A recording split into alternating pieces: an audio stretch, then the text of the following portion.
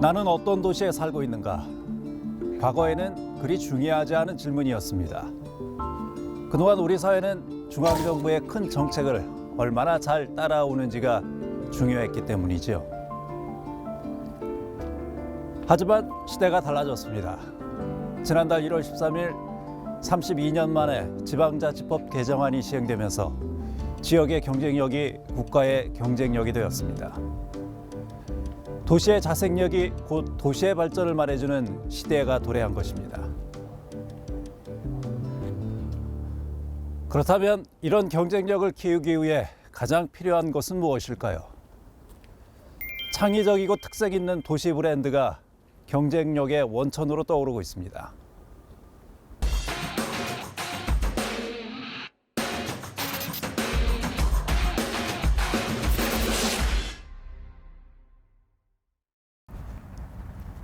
대전시가 오랜 시간 공을 들이며 추진해온 사업이 있습니다.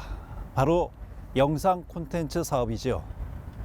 지난 2005년 영상 특수효과 타운을 시작으로 첨단 문화 산업 클러스터, HD 드라마 타운까지 영상 산업을 대전의 미래 브랜드의 하나로 만들어 나간다는 구상을 이어왔습니다. 하지만 영상 산업의 도시라는 이름을 내세우기에는 많은 비판의 목소리가 들려옵니다.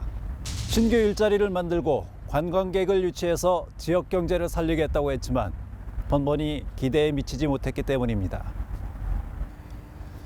최근엔 특수영상 콘텐츠 클러스터 조성 사업까지 유치해서 영상 거점 도시로 발돋움하겠다는 계획을 발표하기도 했는데요. 과연 그 포부는 실현 가능할까요? 지금 이 자리에 계신 여러분들은 모두 감당할 수 없는 빚을 지고 삶의 벼랑 끝에 서 계신 분들입니다. K 콘텐츠 열풍을 불러일으킨 드라마 오징어 게임. 지난해 넷플릭스 TV 부문 전 세계 1위에 오르는 성과를 거뒀는데요. 연이은 수상 소식도 들려오고 있습니다. Feels like I'm still dreaming. 배우 오영수 씨는 한국 배우로는 최초로 골든글로브 나무조연상을 수상하기도 했습니다. 오징어 게임의 성공 요인으로는 독창적인 컨셉과 함께 시각 특수 효과가 꼽히는데요. 드라마 속 세트장과 특수 영상은 대전의 스튜디오 큐브에서 촬영됐습니다. 스튜디오 큐브는 약 6,700제곱미터의 면적, 최고 19m의 층고를 갖춘 국내 최대 규모의 공공 제작 시설인데요. 이곳에서 제작된 영화와 드라마들이 잇따라 흥행에 성공하고 있습니다. 정말 그 열심히들 산다 진짜.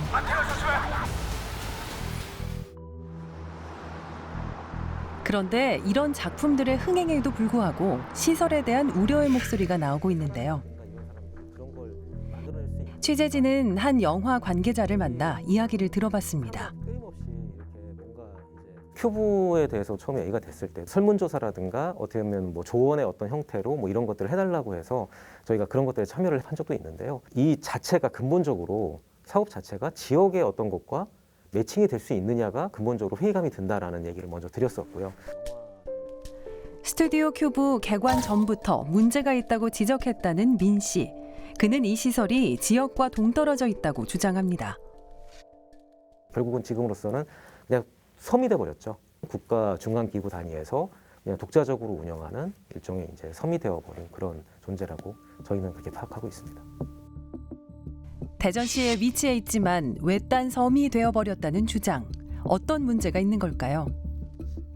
스튜디오 큐브는 지난 2009년 국책 사업이었던 HD 드라마타운 조성 사업으로 추진됐는데요. 영상 산업을 육성하려는 대전시는 이 시설을 유치해 지역 경제를 활성화하고 일자리 창출에 기여하겠다고 밝혔습니다. 시는 사업을 위해 문화체육관광부에 30년 동안 엑스포과학공원 내의 부지를 무상으로 내어줬는데요.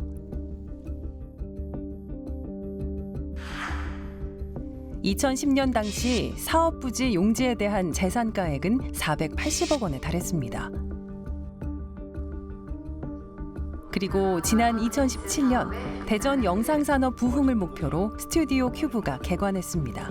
개막식 전에 사진 촬영을 한번 가질 예정이고요. 버튼을 스튜디오 큐브를 바라보는 전문가들의 시선은 어떨까요? 장소이죠. 그래서 저게 정말 중요한 부분이 대전시에서는 일단 당시에 많은 기대를 했던 게 인력 창출, 그 다음에 경제적인 파급 효과. 실제적으로 그런 부분은 잘 이루어지지는 않았어요. 스튜디오 큐브가 할 수 있는 일은 대관 업무밖에 없어요, 사실. 소품을 담당하는 그런 기업들이 참여할 수 있게 대전 기업에 지금 양성을 하고 또 엑스트라 같은 파견을 할 수 있는 회사들도 지금 양성을 하고 또 특수 분장이나 이런 쪽 하는 교육 프로그램들을 만들어서 지역의 인재를 양성하고 그렇게 해야만 이게 이제 뭔가 지역에서 좀 선순환이 될 텐데 대전에서 컨트롤할 수 있는 게 아무것도 없는 겁니다. 이제 집을 짓고 나서 들어가려고 보니까 본체는 우리 집이 아니었던 거예요. 대전에 있지만 대전시는 관여할 수 없는 시설. 스튜디오 큐브는 4자 협력 체제로 구성돼 있지만 실질적인 운영 및 관리는 문화체육관광부의 산하기관인 한국컨텐츠진흥원이 하기로 합의한 겁니다. 다양한 파급 효과를 자신했던 대전시. 하지만 시설을 운영할 수 없는 상황에서 당초 기대했던 경제 효과를 얻을 수 있을까? 처음 시작 당시에는 HD 드라마 타운이라는 이름으로 시작이 됐었고 일단은 뭐 명칭이 변경된 것이지 뭐 그 사업 내용이 이제 크게 뭐 변경된 거라고는 뭐 좀 보기는 어려울 것 같고요.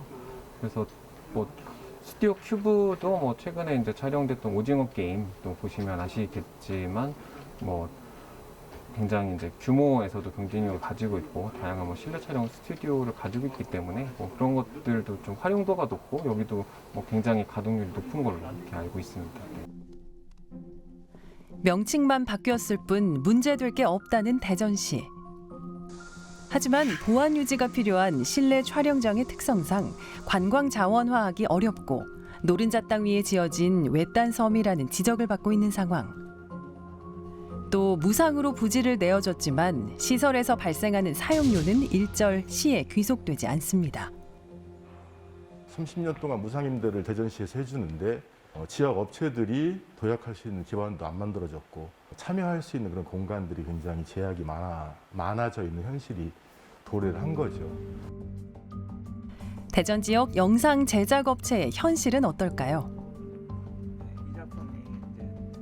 15년 동안 대전에서 영화를 제작해온 백이원 씨는 지역의 영상 제작 환경이 전혀 나아지지 않았다고 말합니다.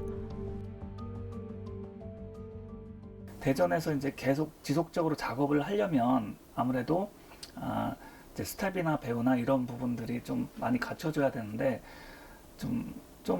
이제 학생들 관련과 학생들이 좀 더 이제 일을 하고 싶어도 할 곳이 없으니까 이제 서울로 가는 그런 현상들이 많이 발생해요. 대전에 와서 할 수 있는 게 없으니까.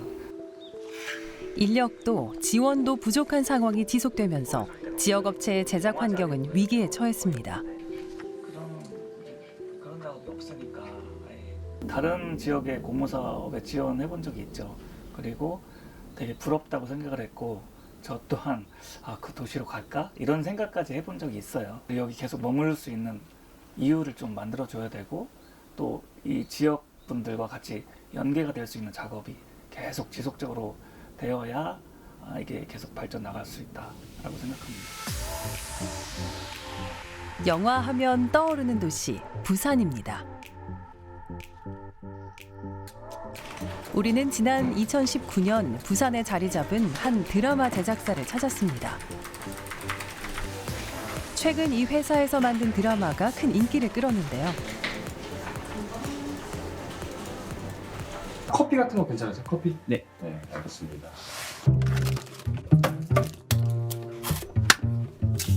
중소기업 신입사원의 직장 적응기를 다룬 이 작품은 온라인 동영상 서비스에서 누적 조회수 5천만을 넘기며 드라마 시장에서도 주목을 받게 됐습니다. 예, 오늘 면접 보러 온 면접자입니다.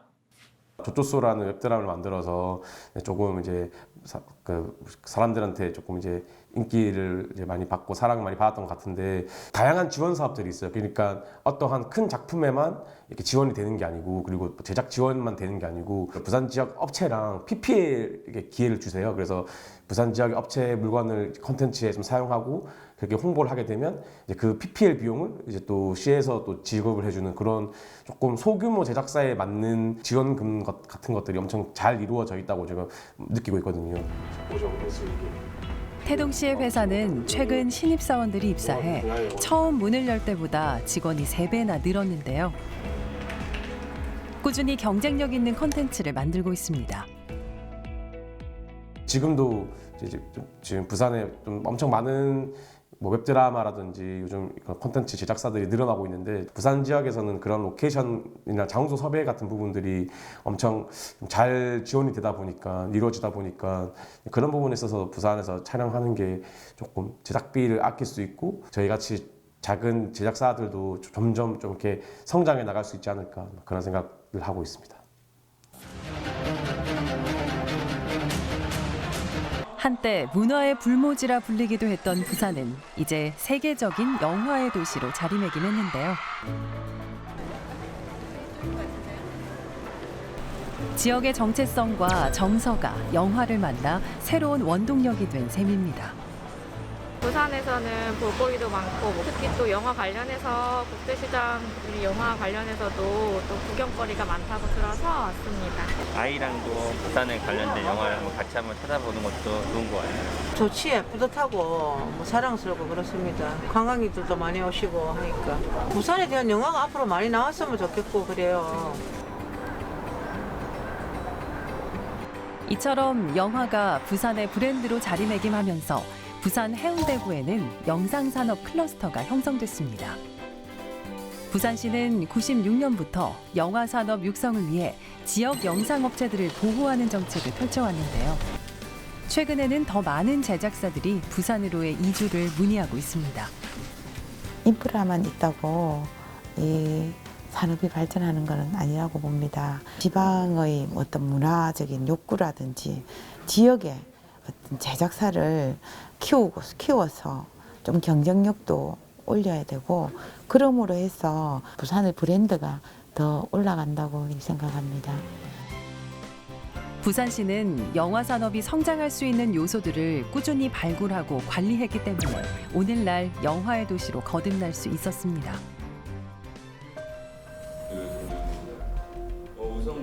지난해 6월 대전에 영화 관계자들이 모였습니다. 대전시가 추진하는 특수영상 산업 육성을 위한 협약식이 열린 건데요. 다시 한번 사진 촬영하도록 하겠습니다. 하나, 둘, 셋. 3개로 할 것입니다. 2025년까지 특수영상 산업의 생태계를 조성한다는 목표를 세운 대전시에는 해결해야 할 숙제가 많습니다. 스튜디오 큐브도 같이 이제 끌어들이고, 그다음에 이제 대덕 특구 출연료도 끌어들이고, 지역에 있는 대학교들도 좀 끌어들이고, 그런 역할을 할 수 있을 것으로 좀 기대를 하고 있습니다. 일자리 창출, 관광 활성화, 지역 브랜드 홍보 등의 경제 파급 효과를 자신하며 영상 산업의 도시를 꿈꾼 대전시. 하지만 지역에 대한 고민이 빠진 사업 추진이 과연 의미가 있을까요? 그동안 그려온 영상 메카의 꿈을 실현시키기 위해서라도 보다 적극적으로 상생의 활로를 찾아야 할 겁니다. 지역의 어떤 일자리 창출이라든가, 또 지역 영상의 어떤 그런 역군들을 만드는 데 있어서 어떤 기여를 좀 연계를 맺을 수 있을 건지에 대해서 좀 더 집중해서 파고들고 좀 협의를 하는 게 좀 중요하지 않을까라는 생각을 개인적으로 해보고요. 하드웨어적으로는 굉장히 잘 갖춰놨습니다. 갖춰놨는데 그 안에 어떤 컨텐츠를 담보할 거냐에 대한 고민들은 사실 좀 부족했던 부분이 있어요. 그 안에서 우리가 지역 경제나 또 지역 업체들을 위한 또는 지역 인재들을 위한 그러한 노력들을 좀 하면 결과물들을 긍정적으로 낼 수 있지 않을까 그렇게 생각합니다.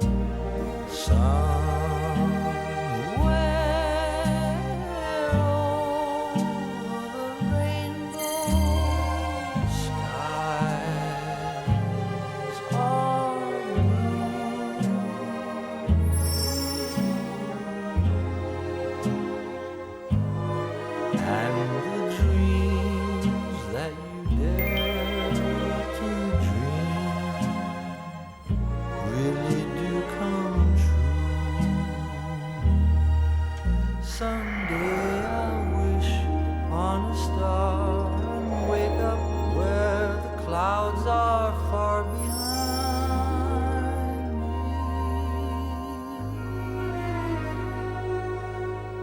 me, where troubles melt like lemon drops, way above the chimney tops. That's where you find me.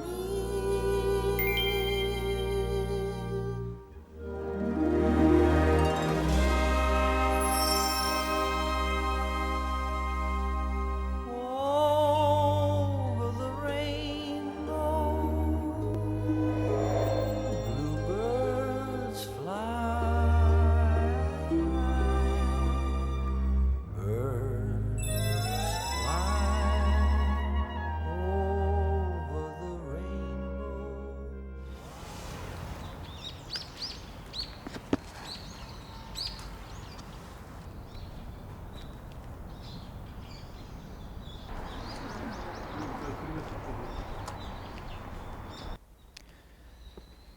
많이 가진 사람이 승리하는 것이 아니라 자원을 가장 효과적으로 사용하는 사람이 승자가 된다라는 말이 있죠.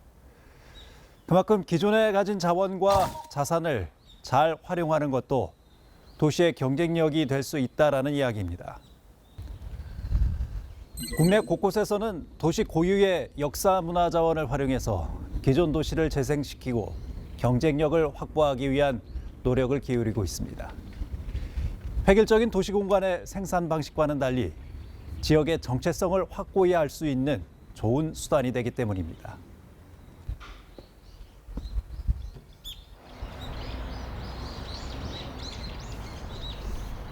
대전시 역시 원도심에 남아있는 근대 문화유산을 활용해 수년째 많은 예산을 쏟고 있습니다. 문화유산의 가치를 지키며 개발을 추진하겠다던 대전시.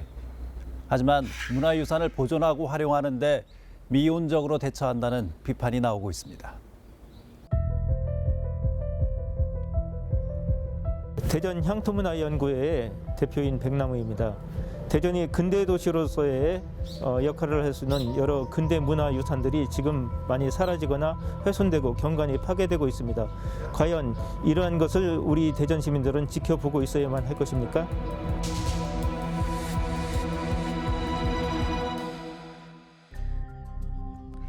대전역을 중심으로 하는 원도심은 근대화 역사가 시작된 곳인데요. 최근 개발이 추진되면서 많은 곳들이 사라질 위기에 처했습니다. 이것이 보급창고죠. 지금 대전이 철도 건축물의 어떤 부분으로서 중요한 건물임에도 불구하고 원래 두 동이 있었거든요. 그런데 한 동은 없어지고 주차장을 변하고 이것마저 이제 계획에 의해서 다시 이전된다는 것인데 대전의 철도로 인하여서 발생한 도시로서의 저런 중요한 건물들이 하나둘씩 없어진다거나 경관이 훼손된다는 것이 굉장히 아쉬운 부분으로 남습니다. 1956년에 건립된 소재동 철도 보급 창고도 대전의 역사를 증명하는 건축물 중 하나인데요. 대전 역세권 일대 재정비 사업으로 이전이 계획돼 있습니다. 시에서 적극적으로 추진했던 근대문화유산 탐방로와 같은 그런 정책들이 지금 상황에 비춰 봐서는 앞뒤가 안 맞는 것 같습니다. 그러한 것들이 처음에 시의 의도와는 달리 다른 방향으로 흘러가는 것 같아서 이걸 지켜보는 시민의 입장에서는 답답하기 그지없습니다. 2017년 대전시와 동구, 중구는 원도심 일대를 근대 문화예술 특구로 지정했습니다. 근대 건축물을 기반 시설로 활용해 원도심을 활성화하겠다는 의도였는데요.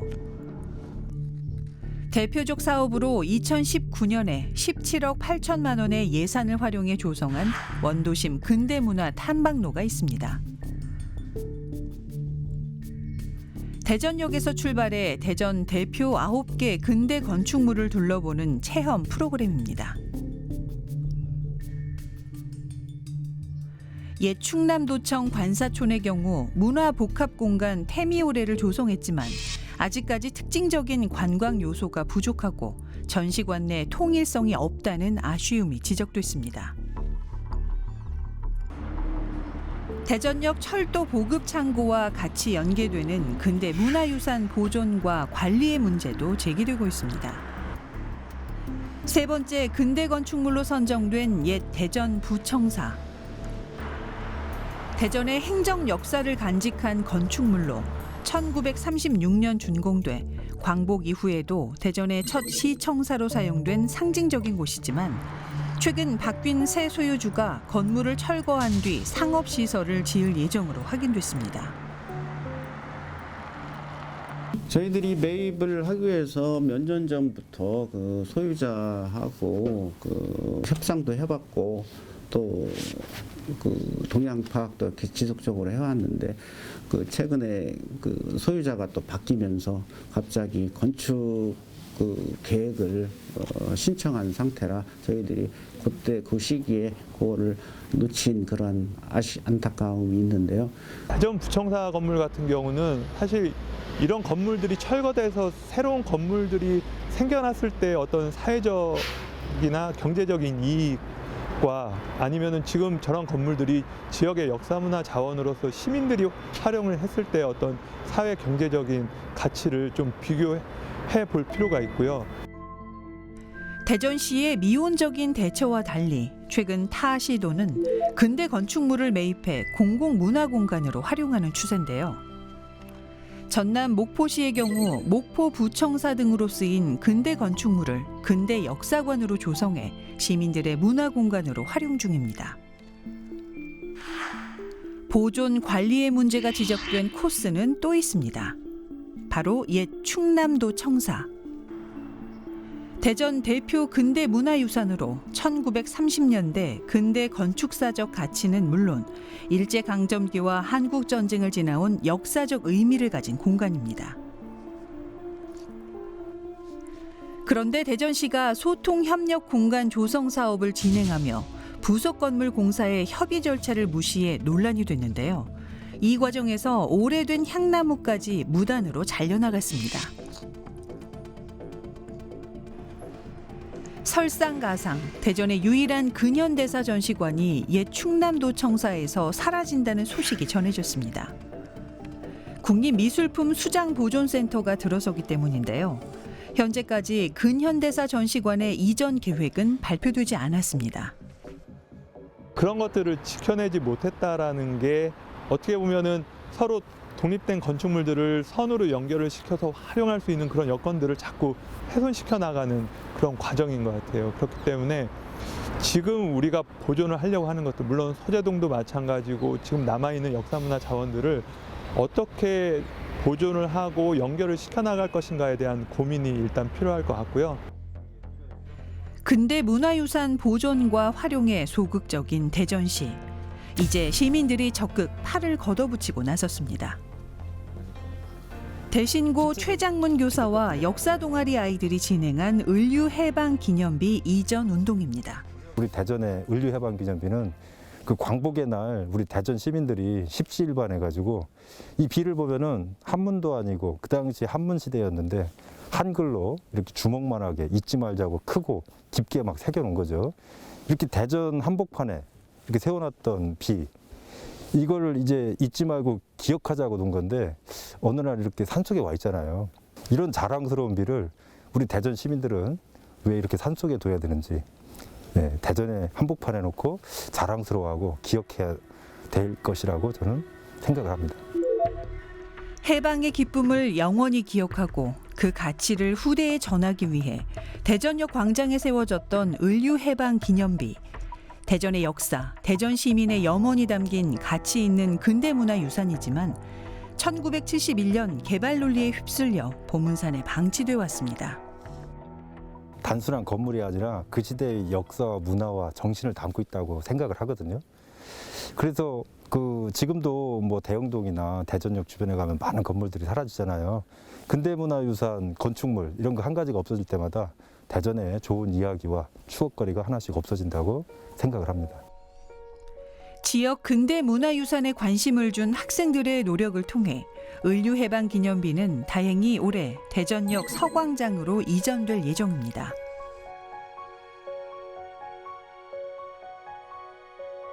단순히 문화유산으로 선정된 것들뿐만 아니라 선정되지 않는 그냥 문화유산, 나라에서 관리하는 것이 아닌 지정된 문화유산이 아닌 그냥 일반 문화유산들도 시에서나 많은 사람들이 보존하고 관심을 가져주면 좋겠다는 생각이 들고요.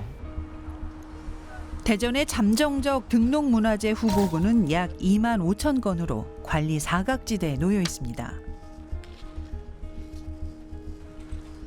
대전 문학의 산실이라 불린 고 정훈 시인의 고택과 고 박용래 시인의 고택도 문화유산으로 가치가 충분했지만 비지정 문화재라는 한계에 부딪혀 결국 지역 문학계의 보존 노력에도 지키지 못했습니다.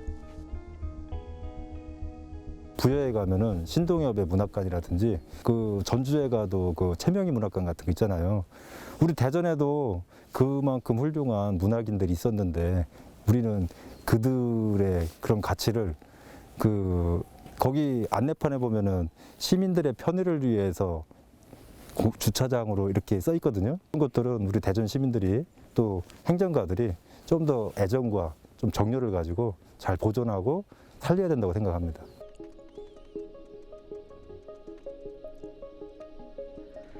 근대 문화유산을 체계적으로 보존 관리하기 위한 취지로 추진된 문화재 기록 사업 도시기억 프로젝트. 대전 형무소 관사도 문화유산으로 가치를 인정받아 기록화 작업이 진행됐습니다.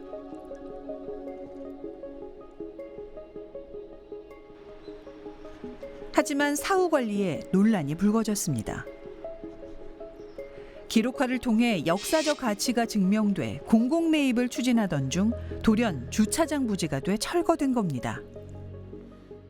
구청에다가 통보하지 않은 상황은 있었습니다. 또 제도화되지 않은 그런 제도권에 편입되지 않은 문화재였기 때문에 저희들이 좀 놓친 부분이 아쉽기는 하지만. 대전에 유일하게 남은 것으로 추정됐던 형무소 관사는 향후 대전 형무소 관광자원으로의 활용을 기대하고 있었기에 행정당국이 책임을 면하긴 어려워 보입니다.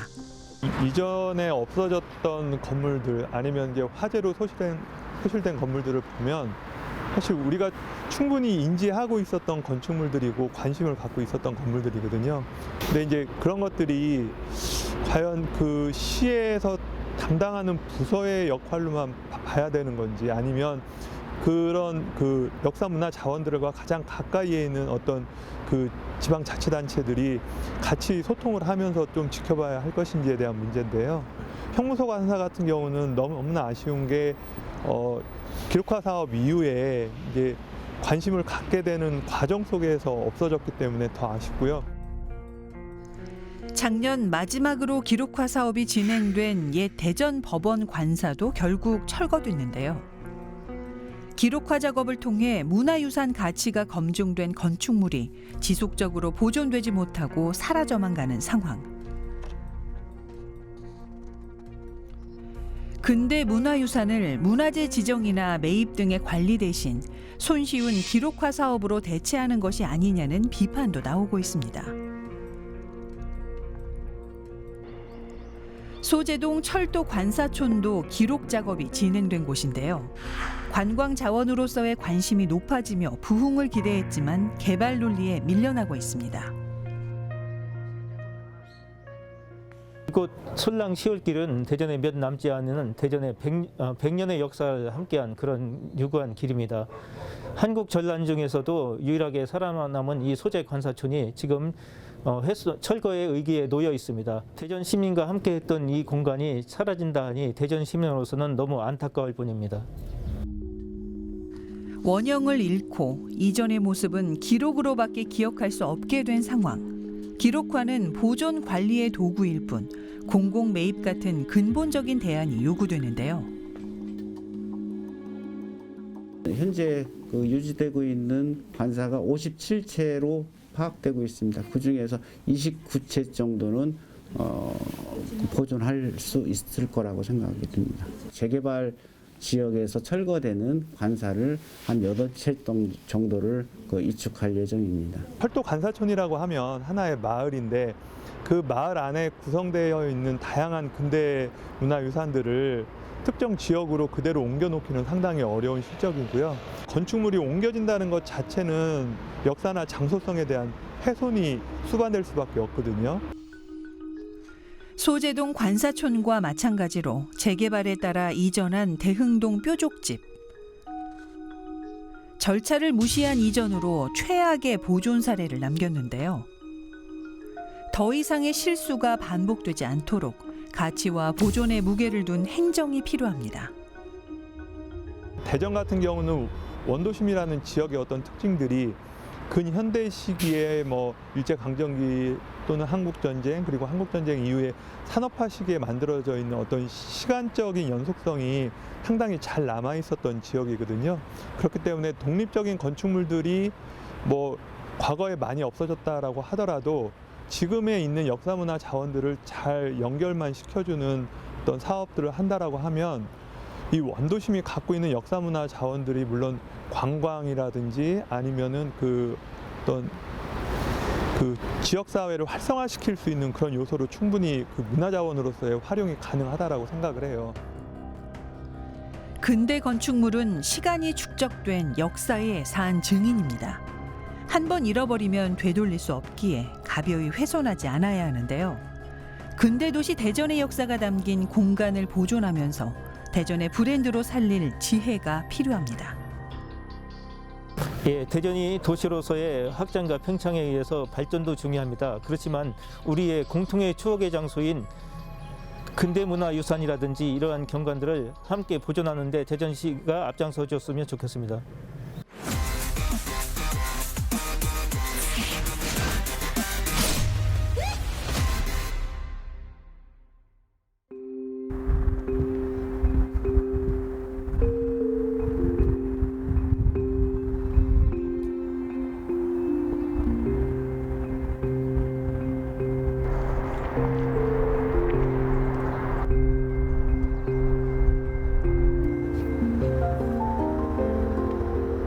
대전은 지난 1973년 대덕연구단지 조성 이래 26개 정부 출연 연구기관과 40여 개 민간 연구소가 자리하면서 대한민국의 대표 과학도시로 성장하게 됐습니다. 특히 올해를 과학수도 비상의 원년으로 삼고 대덕특구를 우리나라의 미래를 짊어질 신산업 전진기지로 만들겠다고 선포했습니다. 50년 가까운 세월 과학도시 브랜드를 내세우고 있는 대전. 과연 과학도시라는 이름이 대전을 대표하는 브랜드가 될 수 있을까요?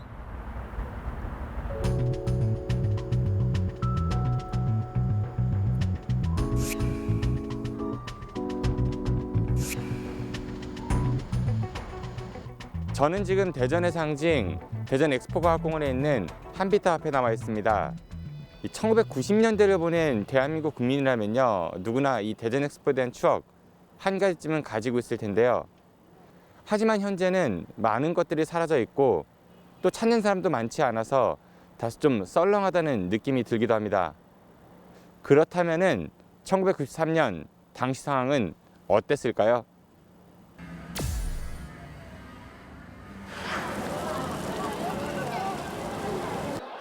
과학도시 대전의 날개를 달아준 일, 바로 1993년에 열렸던 대전 세계 박람회 대전 엑스포입니다.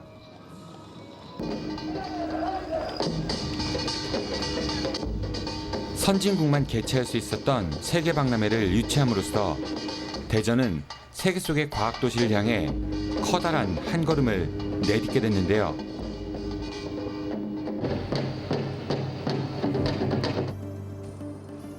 자기장의 원리를 이용해 레일 위에 떠서 이동하는, 당시만 해도 꿈의 이동수단이라고 여겨졌던 자기부상 열차가 국내에서 처음 선보였고,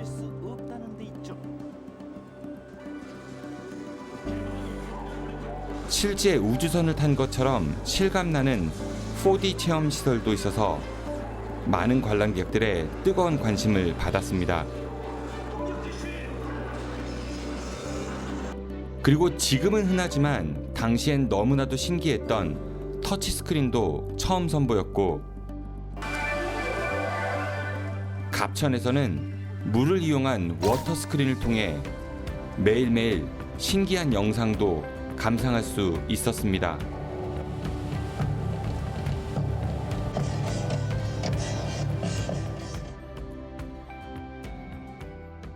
네, 이곳이 바로 지난 1993년 대전 엑스포 때 이 워터 스크린을 이용해서 영상을 감상할 수 있었던 갑천 둔치입니다. 엑스포 당시에 자원봉사자로 참여했던 제게 있어서 그 감동의 여운이 아직까지 마음속에 남아 있는데요. 대전 엑스포 당시의 흔적들 현재 대전 엑스포 기념관에 보관돼 있습니다.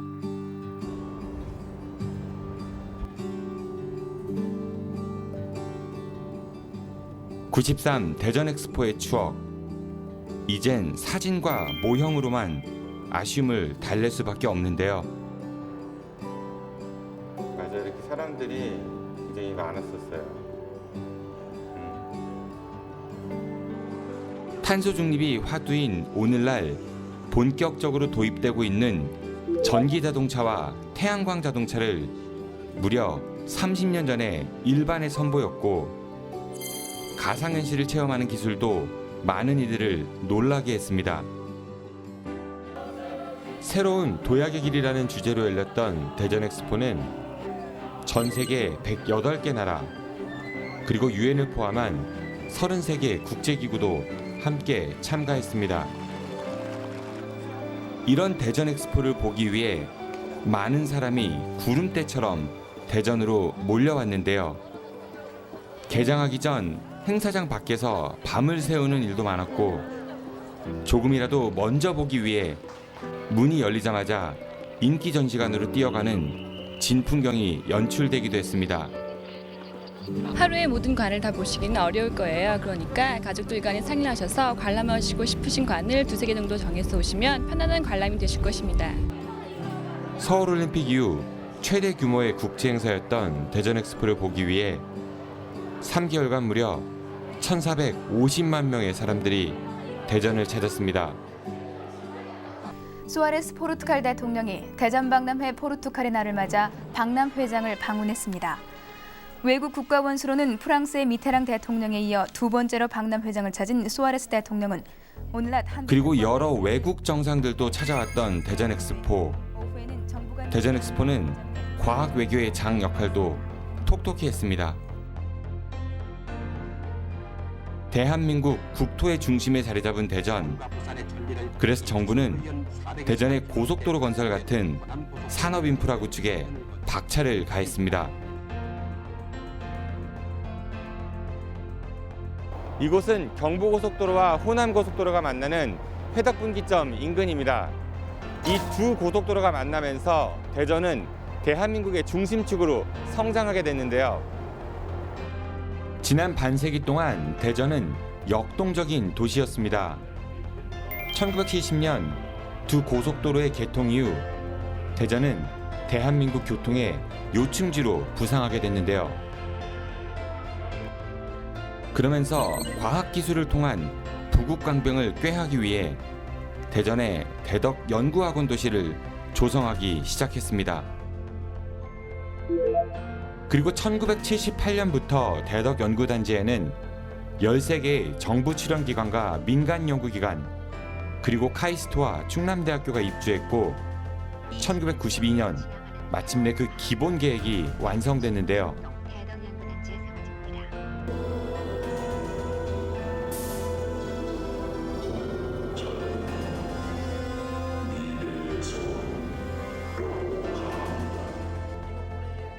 대덕연구단지를 토대로 대한민국은 세계 속의 IT 강국이 되기 위한 초석을 마련했고 과학도시 대전은 그 중심에 설 수 있었습니다.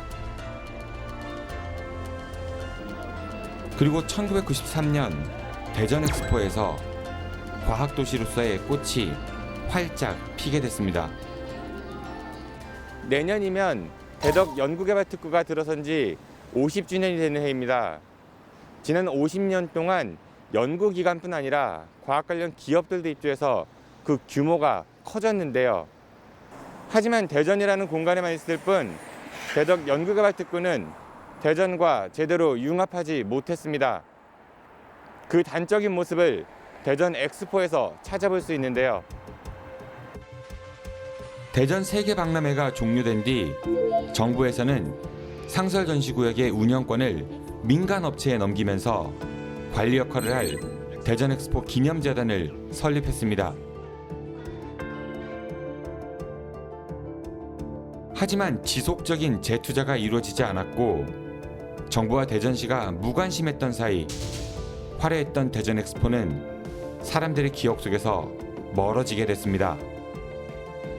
이렇게 엉망이 되어버린 대전 엑스포, 결국 운영을 맡았던 민간 기업은 운영권을 정부에 반납했고 정부가 다시 이를 대전시로 넘기면서 엑스포 기념재단도 해체됐습니다. 이후 대전시에서는 대전 엑스포과학공원이라는 지방공사를 설립했지만 제대로 된 대책과 투자 없이 운영하다가 연간 50억 원의 적자를 내면서 결국 지난 2008년 행정안전부로부터 강제 청산 명령을 받았습니다.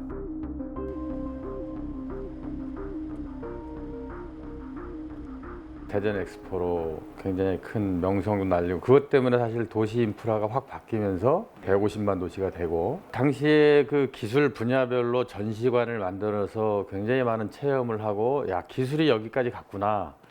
굉장히 과학기술에 대한 관심이 증폭이 되지 않습니까? 대덕특구의 발전과 지역의 발전이 그 공간이라는 그 엑스포 공간은 만나는 접점이거든요. 정말 과학도시로서 실적을 갈 건가에 대한 고민이 좀 부족했던 거죠. 국가도 좀 더 노력했어야 됐고 지역에서도 또 노력을 했어야 되는데 서로 아쉬운 부분이죠.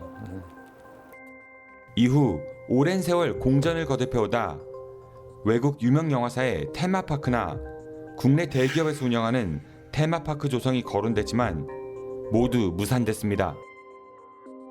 그리고 지난 2015년 국내의 한 대기업이 향후 30년간 총 3,360억 원의 토지 사용료를 대전시에 지불하는 조건으로 이곳에 과학이 접목된 복합 문화시설을 조성하기로 했습니다. 대전시가 과학수도 원년을 선포했던 지난 2019년 대전 사이언스 컴플렉스가 착공돼 얼마 전 이곳에는 한 대기업에서 운영하는 대형 쇼핑센터와 숙박시설이 들었습니다. 말은 사이언스, 즉 과학인데 이런 시설을 두고 과학의 상징이라고 말할 수 있을까요? 93년도에 엑스포가 성공적으로 개최됐던 장소이기 때문에 그 이름을 사이언스 컴플렉스라고 해서 지었고 거기가 단순히 그 백화점만 들어온 게 아니라 과학기술 관련된 기업이나 이런 게 들어갈 수 있도록 그 43개층 중에 15개층이 과학기술 관련된 기관, 기업 이런 데들이 들어가도록 돼 있고요. 복합 문화 공간으로서 만들었다 하는 것이 그래도 사이언스를 완전히 버린 건 아니다. 좀 그렇게 생각을 합니다. 하지만 지난해 8월 완공 이후 소유권 이전 같은 행정 절차가 늦어지면서 입주기간 모집에 차질이 발생했었습니다. 그러면서 완공된 지 3개월이 지나도록 기업 모집 공고조차도 진행하지 못했었는데요. 이러한 문제는 대전시의회 행정사무감사에서도 지적되기도 했었는데요. 그래서 대전시의 적극적인 행정이 더욱 아쉽습니다. 대전만이 아니라 전국 5개 특구가 되고 그리고 또 2019년부터는 뭐 6개 강소 특구 뭐 이렇게 돼 갖고 대전이 과학도시로서의 위상이 좀 역할이 떨어지지 않았나 하는 그런 말들이 있습니다, 사실. 실제로 67개의 정부 출연 연구기관의 분원 가운데 수도권의 15개, 호남 16개, 영남 9개 등이 전국에 고루 퍼져 있습니다. 이제 대전만을 과학도시라고 하기에는 좀 무리가 있어 보이는데요. 한 곳에 집적해서 클러스터를 조성해야 하는 과학기술의 특성상 이러한 연구기관의 분산 배치는 그 효율성이 떨어질 수밖에 없어서 상당히 아쉽습니다. 우리 마음속엔 아직도 대전 엑스포의 향수가 남아 있습니다. 그리고 대전에는 이 대전 엑스포 과학공원을 비롯해서 국립중앙과학박물관 그리고 대덕 연구개발특구 같은 과학시설들이 자리 잡고 있는데요. 이러한 구슬들을 잘 피해서 대전이 세계 속의 과학도시로 다시 도약할 수 있는 그날이 오면 좋겠습니다.